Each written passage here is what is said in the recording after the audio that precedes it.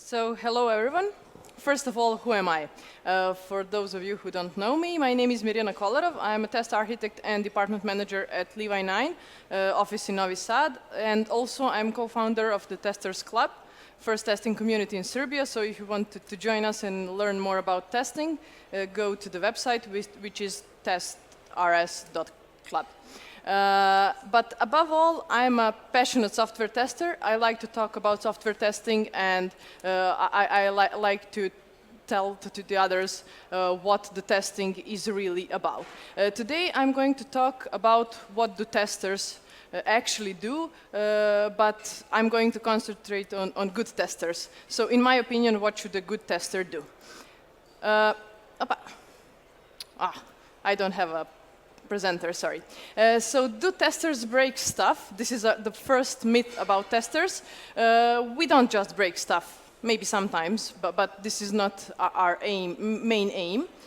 Or we don't put things on fire also. And my favorite is testers just click around. If I had a penny, each time someone told me, you have 2 minutes to just go and click around and see what happens, I would be quite rich nowadays, but unfortunately I'm not. So actually the truth is good testers don't click that much. We think more and click less. We also do type. And typing, so not just clicking.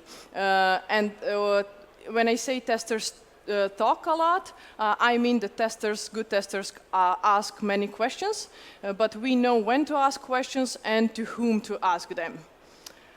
And this is the usual testers versus developers myth. So we are all like enemies trying to kill each other. I don't believe in that. This is more of a reality. So we all have the same goal, which is to improve quality. Maybe we are similar, but we have a different path to do so. So the main difference between tester and developer is only the mindset, I think. Do testers break stuff? I don't think so. The software was already broken. We are just here to point that out. And usually people say the testers create bugs. No. Sorry to say that, but developers create bugs. We just find them. So we are not the enemies. We are your helpers. Our main focus is to find defects before our end users do. And we are one of the 3 AMIGOS, if you heard of three AMIGOS in agile methodologies. So there is developer, tester, and product owner. Together, we sit and try to define requirements, try to define acceptance criteria, and to see how the software should be, or the feature should be implemented. So we should all work together. We are not enemies again. And surprise, surprise, testers do read the code. When I say read the code, I don't mean code review. Your architect or senior developer is going to do your code review.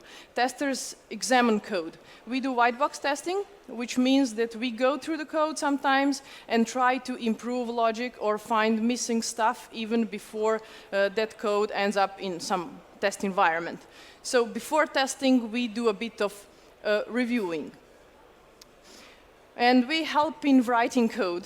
So what we do, for example, integration tests. Usually developers write integration tests, but from my opinion, good thing would be that testers sit together with the developer and try to define what should be covered with integration test and what should be covered with end-to-end testing, so that we don't duplicate our tests. And also, we help out developers write production code by trying to influence what should be implemented and which case it should be covered with their tests. Why? Because we have a different mindset. So developers think, as you have seen on the previous slide, developers usually think how I can make it, how am I going to implement this, and usually they try to find the easiest way and don't think about all the corner cases. But also testers write code. So we write automated end-to-end UI tests, also API tests, performance tests, and usually we know more than one programming language. So for example, in my team, we have tests written in Java for UI and API, but we have performance tests written in Scala for Gatling. And good testers know when to stop. So good testers, even if we see that there is actually a bug there, we might say, okay, let's go to production with this bug. If it is not a business crucial thing, and if our business or our clients can live with that, yes, we can say, okay, go to production, we will fix it later. But the important thing here is that we try to be the bridge between the clients and the business and product owner and our developers. So we try to identify risks and to mitigate them. And testers monitor performance. So not only that we write performance tests and then just leave some other guys to run them and see what happens. Tester monitor performance in production by also looking into the application logs, and we also, for example, in my team have different tools to monitor what is happening on our production. So we're using Kibana, Zabbix, and other fancy stuff. We care about security. We might not be security experts, but we care about security, and we try to prevent at least the basic attacks, or to talk to our developers how we should do that. And really important thing, we care about the stability. In life, balance is very important. In software, I think also. So we care about stability, but we care about other utilities of our software, like maintainability, reliability, scalability, and so on. But above all, we explore. We explore a lot, we learn a lot, we investigate, we try to prevent rather than detect. We try to find that fishy stuff and to dig in more and to investigate. And we try to understand the system more and to help our fellow developers understand the system also. Usually I have a parallel when I'm talking about exploratory testing, which I'm a big fan of, that exploratory testers are like CSI investigators. So software is our crime scene, and this is how we should approach it. And speaking of automated tests, if someone thinks that we can automate everything, I think that he or she should ask that question twice. Why? Because imagine a crime scene investigator approaching a crime scene and seeing a dead body there, and he has only a checklist. So he just goes through that checklist, and that's all. How effective will he be? Not that much. So this is the same in testing. Automated tests will help us find the defects we already know that could be there, but automated tests do only that. Just go to the predefined steps, and that's it. Your whole system can be breaking apart, and your test will not know that. So I talk about a lot of stuff here, but how and when we do that. So this is the agile lifecycle management, because in Levi 9 all of our teams do agile, mostly Scrum, and this is how we do it from the testing perspective. The red thing is the requirement specification. Here the three AMIGOS sit together and try to define requirements, acceptance criteria, and to think upfront about everything that could go wrong when writing code, production code. Then in the green part, the development part, here we sit with our colleagues, the developers, defined what is going to be covered with integration tests. We also explore, even before the actual code is deployed to the testing environments.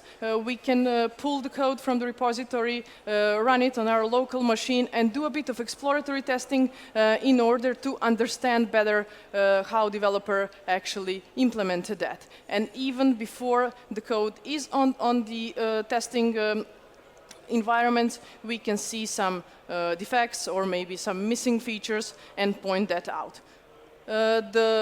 Also in the development phase, we write automated end-to-end tests because we learn about software by exploring it, so we can write automated end-to-end tests while the feature is being developed, and when the development is finished, when we finally deploy that feature to the testing environment, then we run our automated regression suites and we do a lot of exploratory testing. Then we write performance tests and security tests. Why then? Because I think that you should learn about your system and how it behaves before you think of a more complex domains here like performance and security.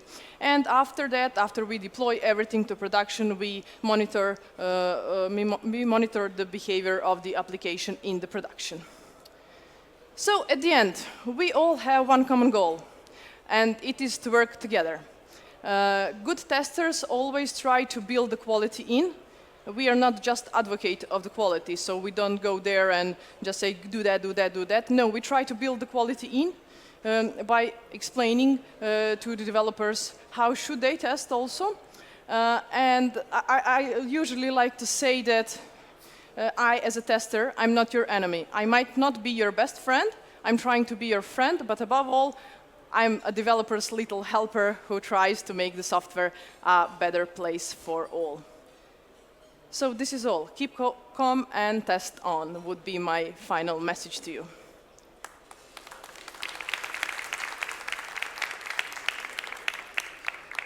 Questions? Do we have questions here for this session, sir?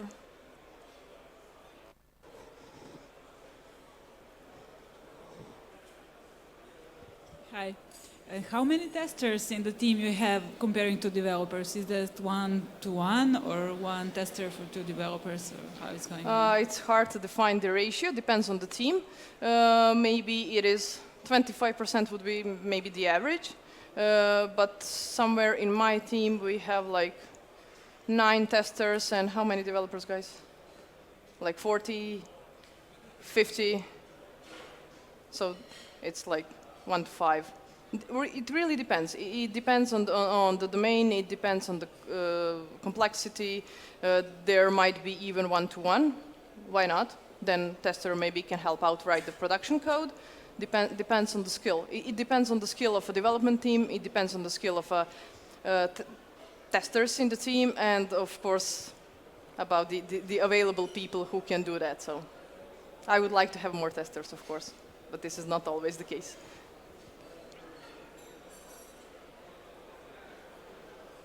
Any other question? So that's it then. Thanks for your attention and sorry for keeping you away from your lunch.